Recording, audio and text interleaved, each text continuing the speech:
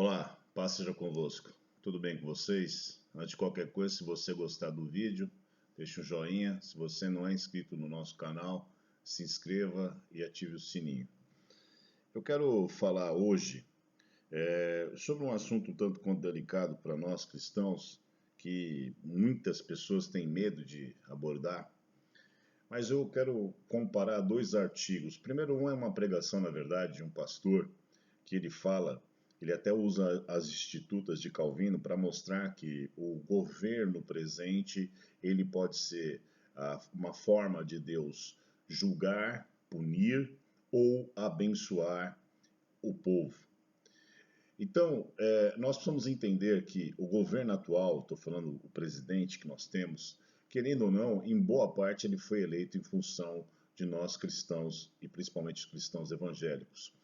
E nós apostamos num projeto político em função de tudo aquilo que nós vínhamos vivendo anteriormente, né?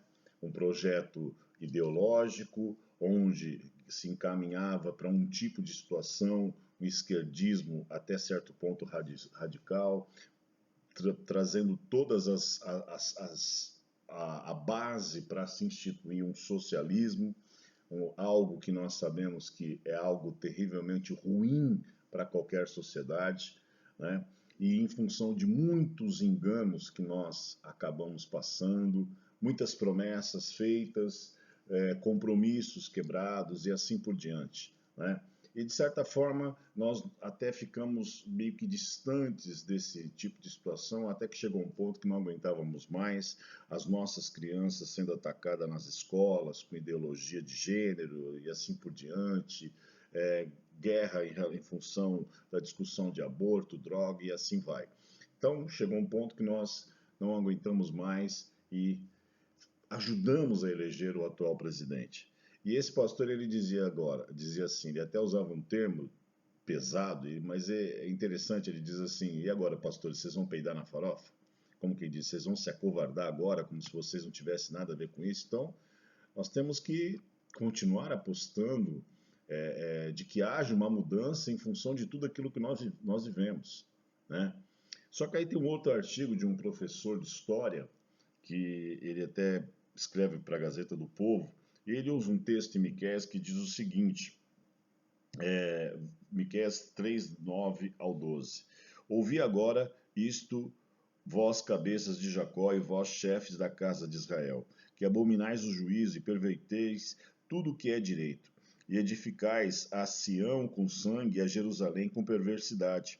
As suas cabeças são as sentenças por suborno, e os seus sacerdotes ensinam por interesse, e os seus profetas adivinham por dinheiro, e ainda se encantam no Senhor, dizendo: não está o Senhor no meio de nós? Nenhum mal vos sobrevirá.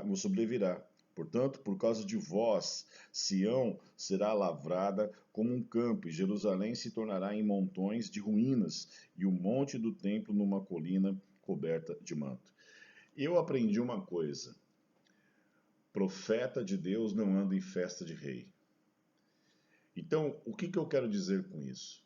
Eu creio que, trazendo uma situação em outra, porque nesse artigo ele meio que fala de uma espécie de prostituição, e ele usa um texto que mostra que os profetas estavam se prostituindo,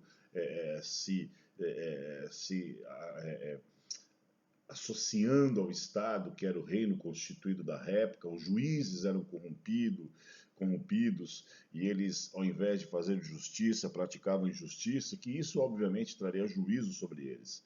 Então, o que acontece? São coisas um tanto quanto antagônicas, né? Se bem que o pastor ele não fala para nós nos misturarmos, e aí eu quero trazer aquilo que o pastor trouxe. E aí há um texto na palavra de Deus que está em 2 Reis capítulo 6, verso 8, que diz o seguinte: mas o homem de Deus, que no caso era Eliseu, mandou dizer ao rei de Israel: guarda-te de passares por tal lugar, porque os sírios estão descendo para ali. O rei de Israel enviou tropas ao lugar que o homem de Deus lhe falara, e que o tinha avisado, e assim se salvou, não uma nem duas vezes. Então, Num texto que o professor escreve, ele usa um texto em que dá uma ideia de que nós não devemos nos misturarmos. Mas a questão é que os profetas daquela época, eles deixaram de cumprir o seu propósito. E nem sempre nós, como profetas de Deus, como homens de Deus, temos que simplesmente trazer juízo, mas muitas vezes orientação. E isso não faz com que nós sejamos eventualmente ou necessariamente inimigos até mesmo de alguém que seja um presidente, um governador e assim por diante, uma autoridade pública. É óbvio que quando nós nos misturamos demais, nós perdemos a nossa essência. Por exemplo, eu sou contra a Marcha para Jesus. Por quê? Porque na Marcha para Jesus, via de regra, há muitas vezes dinheiro público sendo injetado nessas marchas. Então, quando nós passamos a fazer um evento em que há dinheiro público, que uma autoridade paga para que esse evento, ou ajude simplesmente para que esse evento seja realizado, nós perdemos a autoridade profética de muitas vezes, eventualmente, denunciar o pecado. Mas nem sempre nós estamos aqui para denunciar o pecado, porque até ele usa de um texto, esse professor, de uma certa infidelidade, né? De uma promiscuidade que podia existir entre a religião e a política. Só que no outro texto que nós lemos, nós vemos claramente Eliseu orientando o rei de Israel para que ele não passasse por determinado lugar, porque senão ele sofreria uma emboscada, e ele manda tropas para aquele lugar e percebe que realmente o homem de Deus ele tinha falado algo da parte de Deus e orientado ele para que ele não caísse no erro. Então, eu acho que o nosso papel é tanto um como o outro. O que nós temos que preservar é a nossa isenção em relação à nossa autoridade profética e a nossa autoridade como sacerdotes de Deus. Nós temos que muitas vezes denunciar o pecado, sim. Nós temos que muitas vezes combater. Por exemplo, hoje nós vivemos um tempo que eu tenho dito muito claramente que nós estamos perdendo nossas liberdades individuais. Hoje eu vi uma matéria que uma deputada que teve lá suas coisas, a sua conversa com o ex-ministro sendo jogado em plena cadeia nacional, e aí vai um senador de esquerda e entra no STF pedindo que apreendam o celular dela. Mas como dela? Ela foi vítima de uma situação, né? E ela não propôs, mas enfim, isso é outra discussão. Aí nós temos também o caso do presidente, que um jornal entrou com uma ação exigindo o seu exame negativo do Covid-19. E aí eu fiquei pensando, falei, poxa, mas o jornal tem que fazer esse papel, e aí o STF, um juiz, eventualmente. Então, quer dizer, as nossas liberdades, e aí pode talvez entrar nesse contexto, que ao invés de fazer justiça, fazem justiça, porque a gente pensa assim, ah, não, mas tá certo, tem que fazer mesmo. Isso é fulano, eles são políticos, mas amanhã podemos ser nós. Amanhã poderemos nós sermos as vítimas desse tipo de arbitrariedade. Então, nós temos que ter um distanciamento. Profeta de Deus não anda em festa de rei. Eu acho que o púlpito não é lugar para ser dado, essas coisas. Não necessariamente a gente tenha que andar juntos. O que não impede de eventualmente nós sermos conselheiros de alguém ou coisa do tipo, mas ter a percepção que o nosso papel não é se misturar.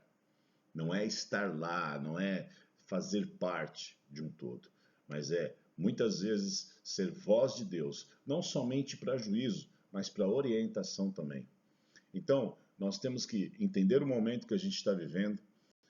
O presidente atual ele é muito aberto a muitos pastores, tanto que o último jejum que nós tivemos nacional foi até chamado por ele, porque ele ouviu a orientação de um determinado pastor, de um apóstolo.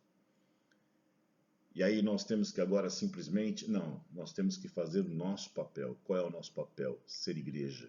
Nós temos que influenciar positivamente a nossa sociedade. Denunciar quando tiver que denunciar, mas orientar quando tiver que orientar. E aqui eu não estou fazendo um juízo perfeito de que o governo atual ele é totalmente correto. Há muitas coisas que eu discordo, mas há coisas que eu concordo.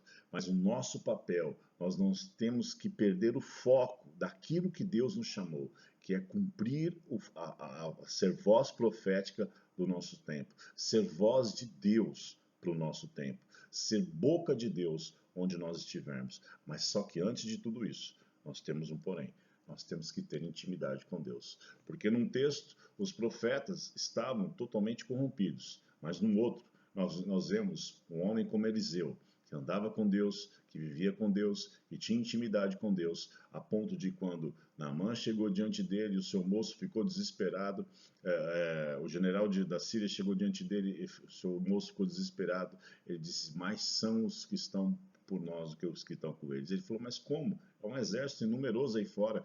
E aí ele ora a Deus e fala, Senhor, abre os olhos desse moço. Que a gente possa olhar, ter a percepção, a visão espiritual de Eliseu, e não nos prostituirmos como esses outros profetas. Amém? Lembre-se disso. Profeta de Deus não anda em festa de rei. Deus abençoe vocês.